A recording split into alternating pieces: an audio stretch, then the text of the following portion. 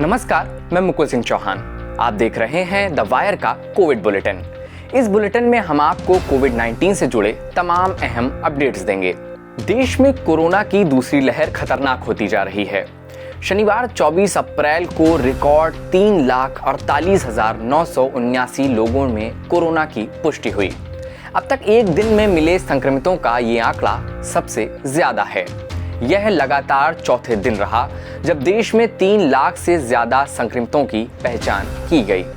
इस दौरान 2,15,803 लोगों ने कोरोना को मात भी दी। वहीं मौत के आंकड़ों की बात करें तो बीते दिन देश में 2,761 लोगों ने कोरोना की वजह से दम तोड़ दिया। सबसे ज्यादा मौतें महाराष्ट्र में रिकॉर्ड की गईं। यहां 676 लोगों ने दम तोड़ दिया। दूसरी ओर दिल्ली में भी 357 लोगों की मौत हुई। यह 2 राज्य ऐसे हैं जहां कोरोना की स्थिति सबसे भयावह बनी हुई है। राजधानी दिल्ली में कोरोना की रफ्तार पर ब्रेक नहीं लग रहा है। इसके चलते राज्य सरकार ने 1 हफ्ते के लिए और लॉकडाउन बढ़ा दिया है। सीएम केजरीवाल ने इसका ऐलान करते हुए कहा कि हमने विचार करने के बाद यह फैसला लिया है। उन्होंने बताया कि दिल्ली में कोरोना के मामले तेजी से बढ़ रहे हैं, इसलिए लॉकडाउन बढ़ाना बेहद जरूरी हो गया है। फिलहाल 3 मई को सुबह 5 बजे तक के लिए लॉकडाउन बढ़ाया गया है। ऑक्सीजन संकट का सामना कर रहे अस्पतालों और मरीजों की खबर के बीच उत्तर प्रदेश के मुख्यमंत्री योगी आदित्यनाथ ने अधिकारियों से सोशल मीडिया पर फेक न्यूज और अफवाहें फैलाने वाले व माहौल खराब करने वाले लोगों की संपत्ति को जब्त करने और राष्ट्रीय सुरक्षा अधिनियम यानी एनएसए के तहत कार्रवाई करने का आदेश दिया है। एक रिपोर्ट के मुताबिक योगी आदित्यनाथ ने अधिकारियों के साथ एक उच्च स्तरीय बैठक में दवा के ब्लैक मार्केटिंग में शामिल असामाजिक तत्वों, अफवाह फैलाने और माहौल को खराब करने की कोशिश करने वालों के खिलाफ एनएसए और गैंगस्टर्स एक्ट के तहत कार्रवाई करने का निर्देश दिया है। अफवाह फैलाने और माहौल खराब करने की परिभाषा क्या होगी, यह तो वक्त ही बताएगा। लोगों को यह आशंका है कि सरकार की आलोचना करना या बदहाल व्यवस्था के विरोध में बोलना भी माननीय मुख्यमंत्री जी के माहौल खराब करने की परिभाषा के दायरे में आ सकता है। देश भर में ऑक्सीजन के लिए त्राहिमाम मचा है। मामला कोर्ट तक पहुंचा और चौतरफा आलोचना हुई तो अब केंद्र सरकार हरकत में नजर आ रही है। ऑक्सीजन एक्सप्रेस ट्रेन चलाने, वायुसेना की ओर से ऑक्सीजन टैंकर एयरलिफ्ट किए जाने के बाद अब देश भर के जिला मुख्यालयों पर सरकारी अस्पतालों में ऑक्सीजन जनरेशन प्लांट लगाने की योजना बनाई गई है। पीएम केयर्स फंड से 551 अस्पतालों में ऑक्सीजन जनरेशन प्लांट लगाए जाएंगे।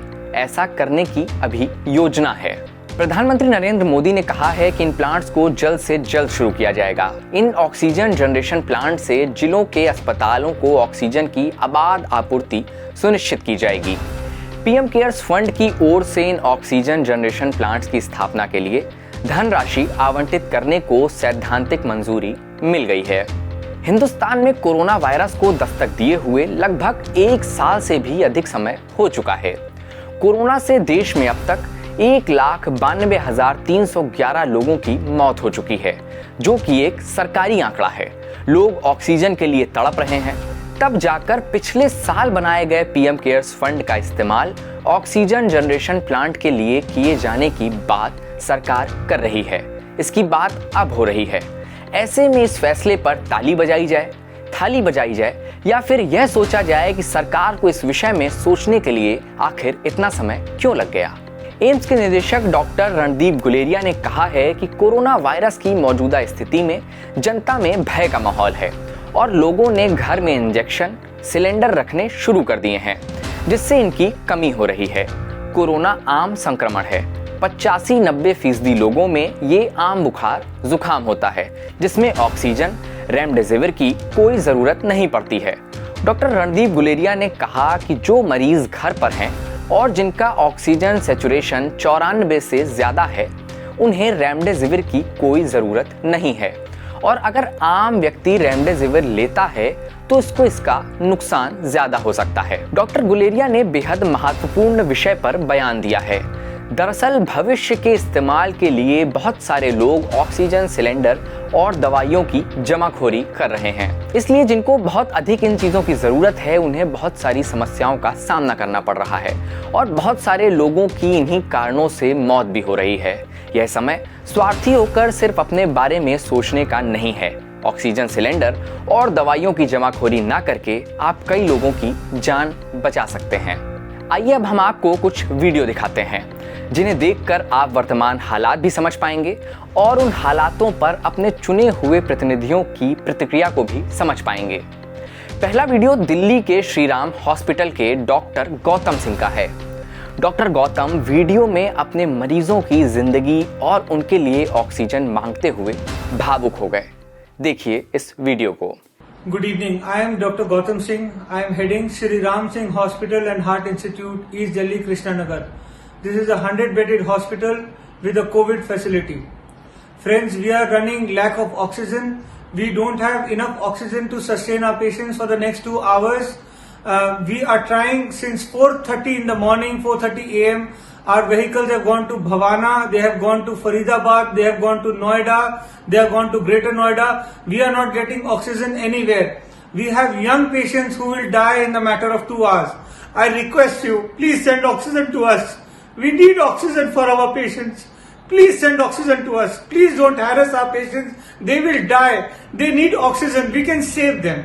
Please. अगला वीडियो मध्य प्रदेश के दमोह जिले का है, जहां एक मरीज के परिजन ने माननीय मंत्री जी से अस्पताल की व्यवस्थाओं का जिक्र कर दिया। उनसे 2-4 शिकायतें कर दी। फिर क्या था, माननीय मंत्री जी के सम्मान में गुस्ताखी हो गई और केंद्रीय मंत्री प्रहलाद पटेल ने मरीज के परिजन को थप्पड़ मारने की धमकी दे दी। आप खुद ही देखिए इस वीडियो में क्या हुआ। एक मिनट अगर सिलेंडर मिलेगा लेकिन सिलेंडर नहीं मिला, हम बोलेंगे ऐसा ही। ऐसा बोलेगा तो दो खाएगा, हम खाएंगे भी। हमारी माता राम को वैसे खाने को पड़ी है। बताओ क्या करना। तो सीख रखो। नहीं, कोई मना कर रहा है तुमको? मना किया है सर। 5 मिनट चला सर, 5 मिनट चला सर सिलेंडर। बोलो 30 घंटे से परेशान, 5 मिनट सिलेंडर चला, या तो फिर मना कर देगा। कोविड-19 से जुड़े तमाम अहम अपडेट्स हम लगातार आप तक पहुंचा रहे हैं, इस उम्मीद के साथ कि जल्द से जल्द कोरोना से हम इस जंग को जीत सकें। तब तक अपना और अपनों का ध्यान रखिए, बाहर निकलने पर मास्क लगाइए और जब तक बहुत ज़रूरी ना हो तब तक बाहर मत निकलिए। देखते रहिए द वायर का कोविड बुलेटिन। बहुत बहुत शुक्रिया।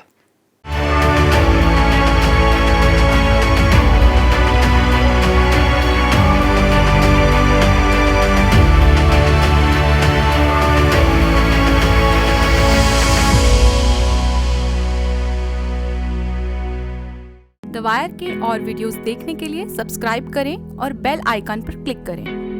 स्वतंत्र पत्रकारिता की आर्थिक मदद करने के लिए डिस्क्रिप्शन में दिए गए लिंक पर जाएं और अपनी राशि चुनें।